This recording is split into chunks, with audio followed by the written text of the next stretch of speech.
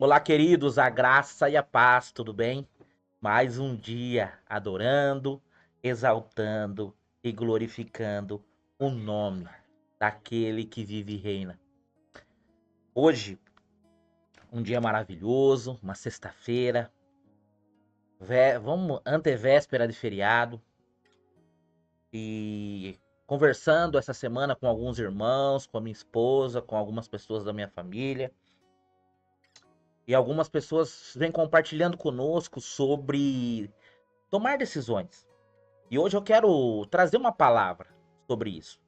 E essa palavra tem o tema de o momento decisivo quando a porta se abre para o inimigo.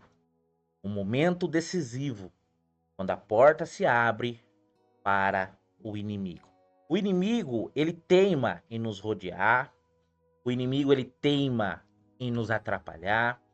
O inimigo, ele sempre vai tentar tirar o nosso foco da palavra, da vontade soberana e absoluta do Senhor sobre nós. O inimigo sempre vai tentar tirar você do foco, tirar você da rota, tirar você do caminho que você deve seguir. E uma coisa que você precisa muito entender: o inimigo, ele acredita em você e ele acredita que você não vai cumprir o teu chamado junto ao Senhor. E eu quero trazer algo para você que você precisa entender. Muitas pessoas nos procuram, muitas pessoas dizem: pastor, mas como assim o senhor peca? Claro, todos nós pecamos. Todos nós pecamos e carecemos da bondade do Senhor. Todos nós pecamos e carecemos da presença do Senhor. Todos nós erramos e precisamos do Senhor para corrigir a nossa rota. Mas não adianta nada eu trazer para você isso sem mostrar na Bíblia. Porque nós precisamos entender, se for pregar algo para você, se for ensinar algo para você que não tem embasamento bíblico, então não é da parte de Deus, mas sim do conhecimento da pessoa que está te apresentando. E quando nós falamos de decisões, de fraquezas, de momentos de dificuldades, eu gosto muito de trazer o exemplo de Judas. Judas Iscariotes, aquele mesmo que traiu Jesus, aquele mesmo que depois ceifou a sua vida, porque viu o que fez foi errado. E essa semana eu e minha esposa assistimos o último episódio daquela série, Os Escolhidos ou The Chosen. E nós vemos no último episódio da quinta temporada que Judas não traiu Jesus somente pelas moedas de prata. Judas, ele tinha uma visão de reino, uma visão de ministério, uma visão de crescimento para o ministério. E a visão de Judas era uma visão gananciosa, uma visão de arrecadação. O inimigo, ele sempre vai usar um argumento para você. Eu estou fazendo porque com esse dinheiro que vai entrar, eu vou ajudar aqueles que necessitam. Mas uma coisa é bem clara, profunda e evidente. Isso é só o começo, mas o verdadeiro intuito do coração de quem se rende assim ao inimigo é destruir a sua própria vida. Eu vou lembrar novamente o tema: o momento decisivo quando a porta ela se abre para o inimigo. Eu quero pedir para você que está comigo aqui neste momento, abra a palavra do Senhor comigo, lá em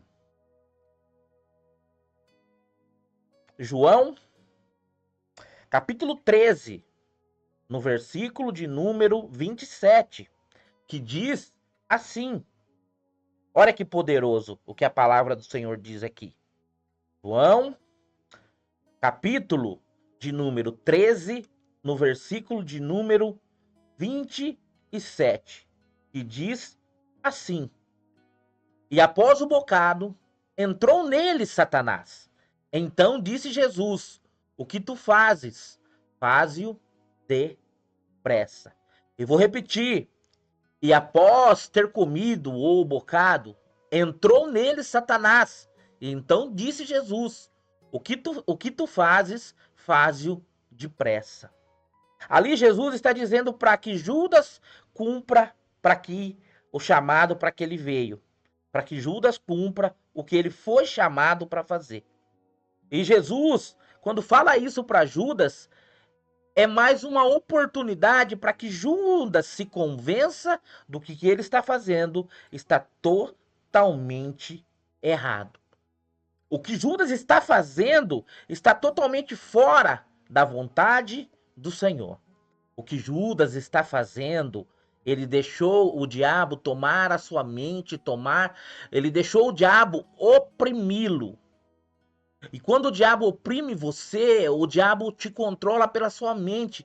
Muitas pessoas, muitas vezes, nós vamos fazer ministrações de libertação e as pessoas começam a conversar com alguém que está opresso pelo diabo e ainda não percebe. Nós só percebemos quando nós temos discernimento no Espírito. Quando o Espírito Santo está conosco naquela situação. Tem muitas pessoas que vão fazer libertação e muitas vezes não entendem. Muitas vezes acham que o demônio não manifestou, mas muitas vezes o demônio está na mente daquela pessoa que ele ficou esperando se retorcer ou gritar ou bufar com ele. Judas, ele ficou possuído pelo diabo, opresso pelo diabo. Mas o que o diabo fez foi tomar a mente de Judas e levar Judas a fazer algo que iria mudar totalmente a vida dele e destruí-la, porque Judas, quando ele faz o que faz, ele não tem arrependimento. Judas, ele sim tem remorso. Para continuar, meu amado, eu quero que você abra a palavra do Senhor comigo. Lá em Lucas, o Evangelho de Jesus, segundo Lucas, capítulo 22. Nós vamos entender o processo de Judas. Lucas, capítulo 22, a partir do verso 1, que diz assim: Ora, aproximava-se a festa dos pães ázimos, que é chamada de Páscoa. E os principais sacerdotes e os escribas procuravam como o matariam, pois eles temiam o povo. Então entrou Satanás em Judas, que tinha do sobrenome Iscariotes, o qual era do número dos 12.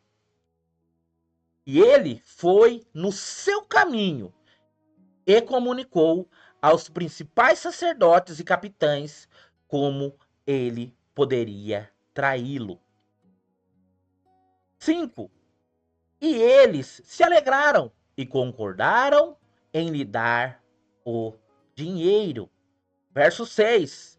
E ele prometeu e buscava uma oportunidade de traí-lo na ausência da multidão. Presta atenção no verso de número 6. E ele prometeu e buscava uma oportunidade de traí-lo na ausência da multidão. Irmãos, aqui nós estamos diante de uma das cenas mais sombrias e solenes de toda a Escritura.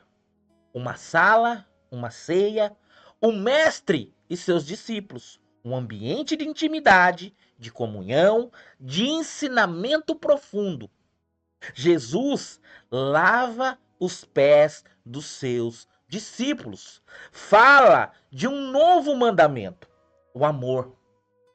Mas, no meio desta cena de profunda ternura, uma transação terrível acontece. Uma porta se abre. E o versículo 27 de João 13 nos descreve o momento exato que a escuridão invade o coração daquele que andou lado a lado com Jesus. E após o bocado, diz: entrou nele Satanás. Uma frase curta, direta e cortante. E essa frase, ela nos serve como um alerta retumbante. Mostra que é possível estar mostra que é possível estarmos na presença de Jesus, ouvir a sua palavra, participar dos seus milagres e ainda assim permitir que o inimigo encontre morada. A história de Judas não é apenas uma história de um traidor. É um espelho que nos força a examinar o nosso próprio coração. A história de Judas nos leva a parar e pensar como está sendo a nossa vida. Que portas estamos deixando entreabertas? Que portas estamos deixando destravadas para que o diabo haja? Que bocados estamos aceitando que deem lugar ao diabo? Que bocados, que situações de fraqueza carnal nós estamos deixando que o diabo age em nossas vidas? Hoje, eu quero mergulhar com você mesmo que me assiste, nesta passagem, não para apontar o dedo a Judas, mas para, com temor e tremor, sondar a nós mesmos.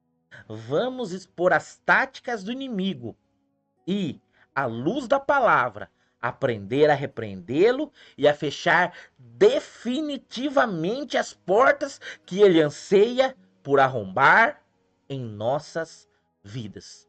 Vamos ver janelas e portas de palavras que declaramos que muitas vezes abrem portas para o diabo em nossas vidas.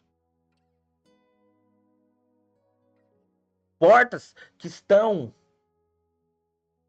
destruindo famílias, situações em que pessoas ainda não entenderam que a palavra tem poder. Se você abra comigo lá a palavra do Senhor em Mateus, Evangelho de Jesus segundo Mateus, capítulo 16, no verso 18. Vamos lá no verso 16. A partir do verso 16, olha que poderoso que diz aqui. E Simão Pedro, respondendo, disse: Tu és o Cristo, o Filho do Deus vivo. 17. E Jesus, respondendo, disse-lhe: Abençoado és tu, Simão Barjonas, pois carne e sangue não revelaram isso a ti, mas o meu Pai que estás no céu. E eu também te digo que tu és Pedro, e sobre esta rocha eu edificarei a minha igreja, e as portas do inferno não prevalecerão contra ela. Aqui Jesus está determinando que tudo o que o profeta, tudo o que o discípulo Pedro profetizar aqui na terra, será ligado na terra e ligado no céu. Tudo que ele fechar aqui na terra, será fechado aqui na terra e será fechado nos céus. Você está entendendo a profundidade? Se você ainda não entendeu, eu quero te pedir de coração, inscreva-se no canal, curta, comente, compartilhe com pessoas que falam, principalmente aquelas pessoas negativistas, aquelas pessoas que só têm palavras de morte, palavras de doença, palavras de desânimo saindo da boca dela. Porque nós somos aquilo que nós falamos, aquilo que nós vivemos, nós só colhemos aquilo que plantamos. Não adianta. Entenda algo. Não adianta a pessoa querer colher milho se ela plantou tomate. E a pessoa precisa entender. A semente gera árvore, a árvore gera fruto. E não adianta você plantar uma semente e achar que vai colher um fruto. Sempre vem em maior quantidade. Por isso precisamos vigiar as nossas atitudes.